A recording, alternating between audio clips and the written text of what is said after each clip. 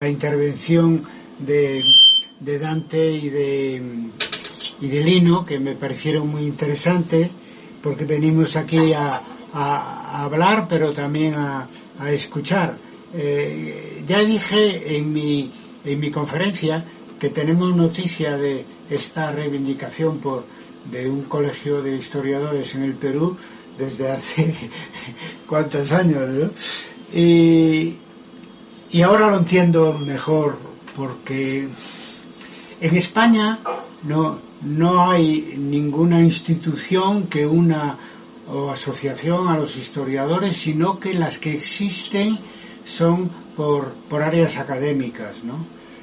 O sea, que en ese sentido está muy fragmentada la profesión. Y la Academia de la Historia, pues naturalmente, como pasa en vuestros países, es una institución pública pagada por el Estado. Es decir, es verdad que gestiona un archivo y tiene una serie de funciones establecidas, necesarias, etcétera, pero no es un órgano creado por los historiadores, ¿no?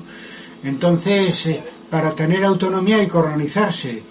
Me extrañó mucho que México, que es un país maduro en muchos sentidos, también historiográficamente, los colegios de historiadores estén fragmentados por estados. No existe en un colegio que yo sepa de historiadores de México.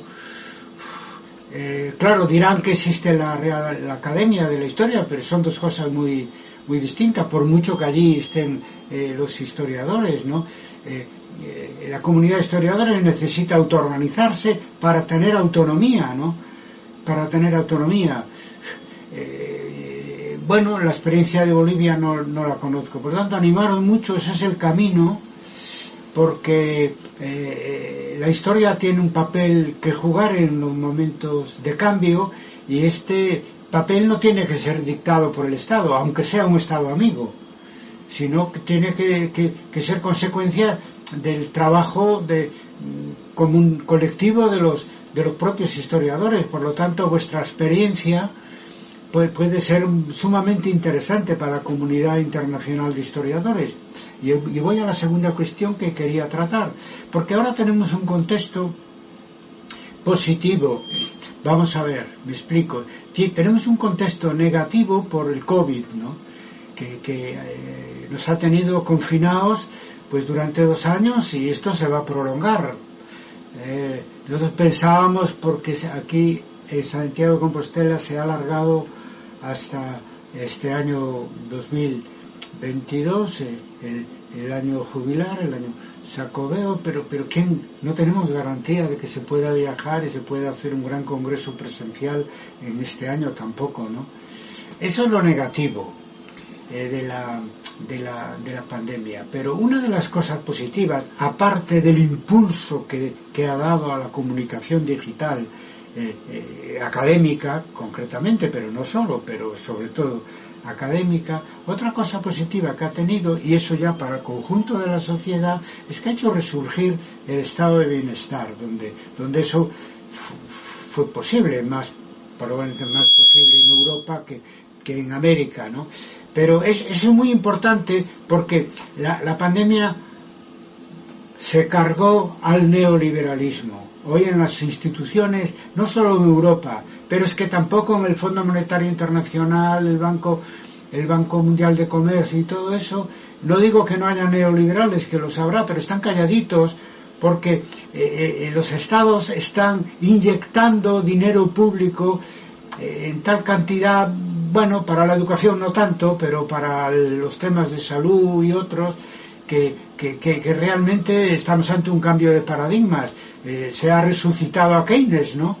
Entonces, y por otro lado, para el contexto latinoamericano, que es lo que voy a decir más un tema de historia inmediata que de historiografía, es que uno se maravilla del dinamismo de la sociedad latinoamericana. Por un lado, la experiencia bolivariana que conocemos, que se inició en el siglo pasado ya, en Venezuela, y se extendió a otros países.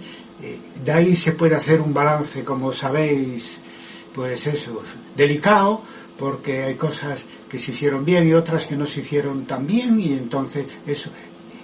Y lo que nos asombra, visto esto desde la Europa latina, es cómo la sociedad latinoamericana ha reaccionado, empezando por Bolivia y haciendo retroceder al golpismo, ¿no?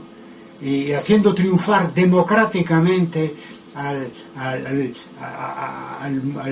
partido de Evo Morales, también aprendiendo de sus propias experiencias, de lo que tuvieron de positivo o negativo, ¿no?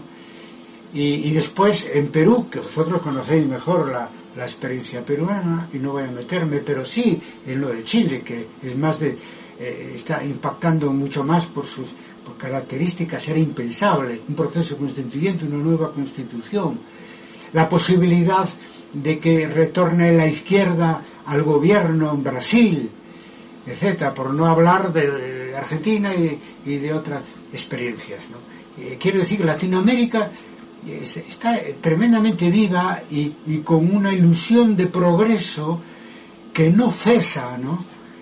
Y viviendo experiencias que salen unas bien, otras mal y otras regular, pero sin perder el hilo. Otra vez se vuelve, y las mayorías sociales generan mayorías electorales. Yo es que eso, que soy de la generación del 68, me trae a la memoria Salvador Allende, ¿no? Eso es lo que a Allende le hubiera gustado, lo que él intentó y pagó con su vida. Se está consiguiendo que la democracia sirva para la transformación social. Otra cosa que sepamos o se sepa hacer mejor o peor. Quiero decir que es un contexto latinoamericano de una sociedad civil que se está moviendo.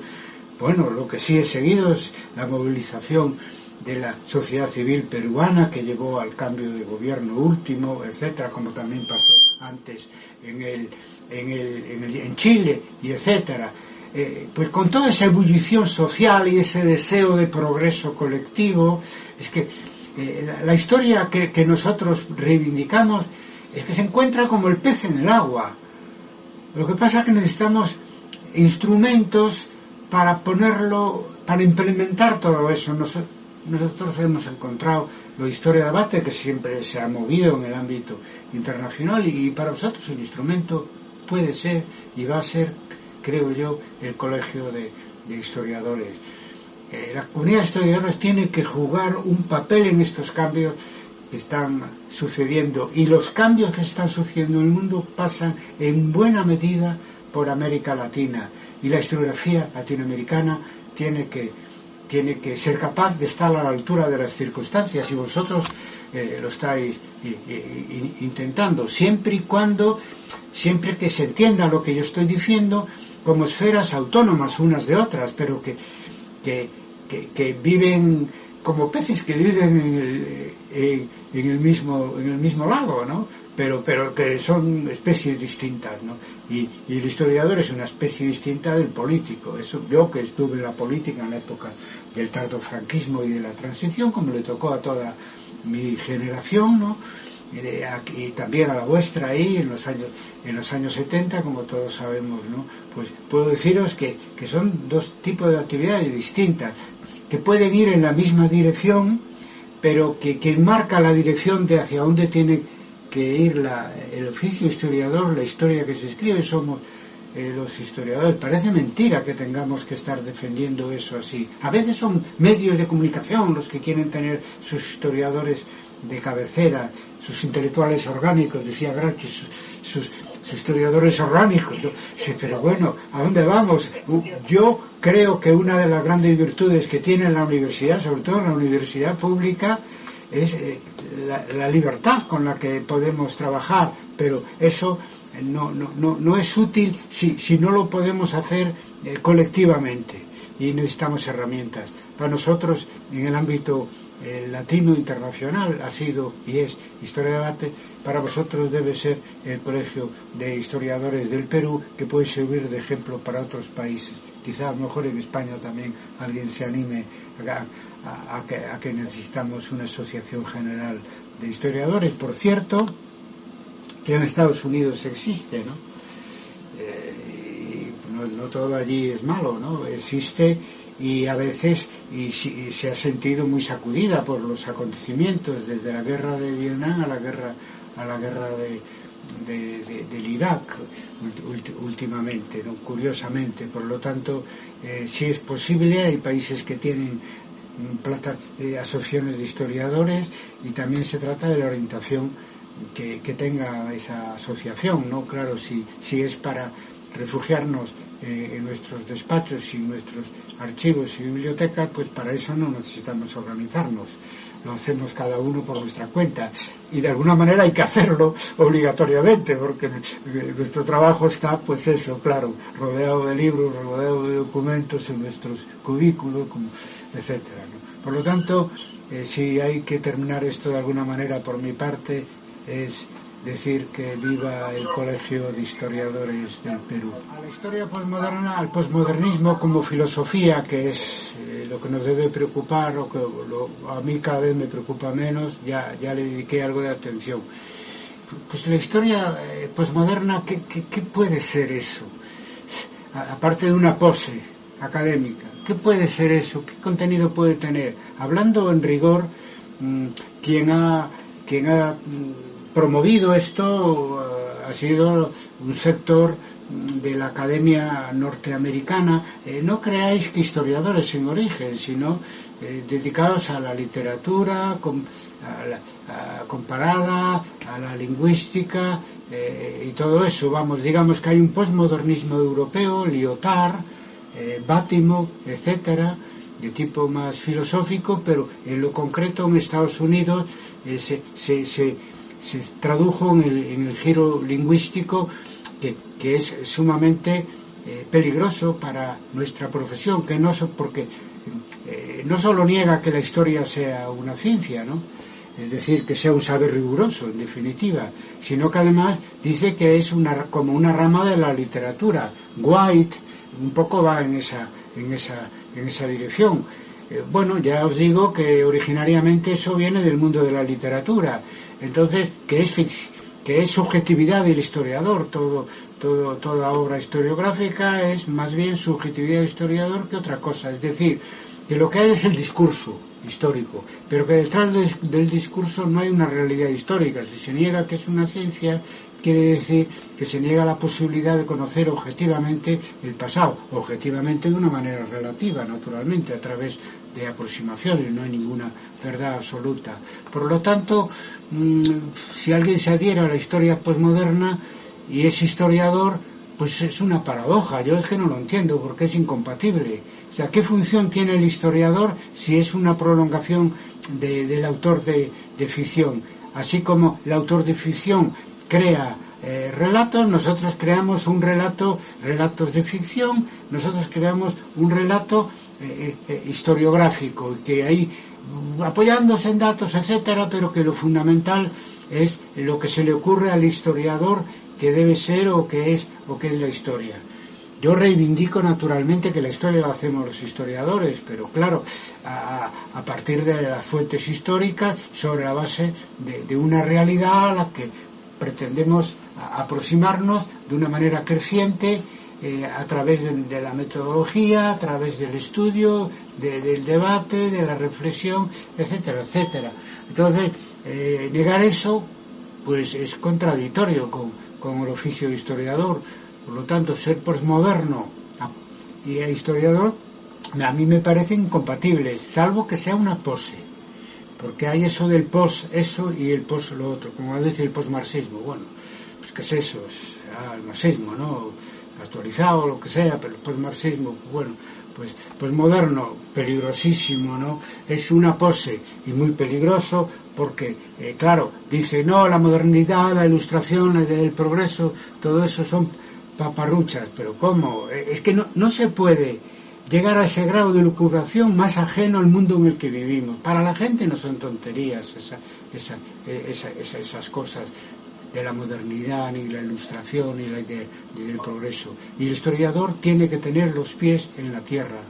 Por lo tanto, historia posmoderna, una contradicción entre unos propios términos, salvo que un historiador se considere posmoderno porque haga análisis de discurso. Bien, a mí eso me parece aprovechable, hacer análisis del discurso. Pero eso, transformar eso en una filosofía de la historia o un concepto general aplicable a lo que es la historia, pues me parece una barbaridad. Pues muy bien, es una metodología como interesante. De hecho ya se hace análisis de textos y discursos, no nos queda más remedio, trabajamos con documentos y tenemos que hacer análisis de discurso todos los días, pero ahí no hay una especial innovación. La innovación del posmodernismo es eso, decir que fracasó la idea de progreso, fracasó la modernidad, fracasó la ilustración. Entonces, bueno, pues algunas veces pienso de verdad que es mejor a veces al académico ponerlo en su propio despacho allí y que se mueva con los discípulos que quieran oírlo y nada más, porque eso desde el punto de vista social, colectivo, público, eso sería el fin de la historia entendida como profesión.